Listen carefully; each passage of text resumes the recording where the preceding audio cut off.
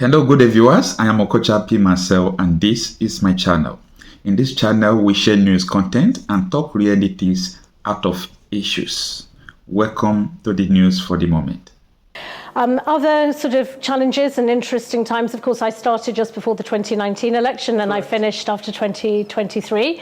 So I've seen some progress, a few setbacks, but overall what I would say, and this is one of my key sort of highlights from my time in Nigeria, Nigeria is the biggest, most important democracy in Africa, and for all its flaws and challenges, you are on that journey, and you should never take that for granted because you're in a region where democracy is backsliding, and indeed globally.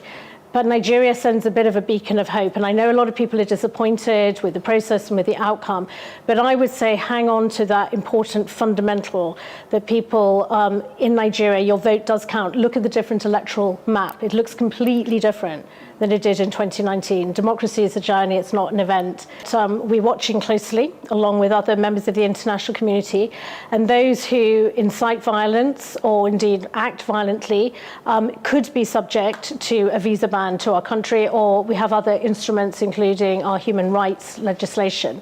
So I can confirm we're gathering information at the moment. We obviously don't speak about individuals, and we will consider whether we want to exercise those visa bans.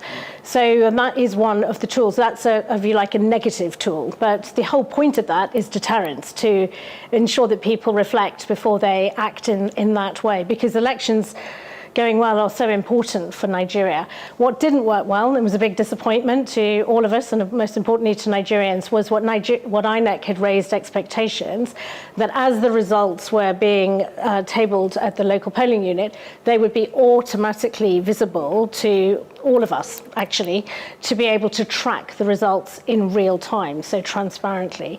Clearly the system failed, and there's no question. That was a massive disappointment. It also meant that it created space for people to be concerned that somebody's interfering with the system, somebody's hacked into the system.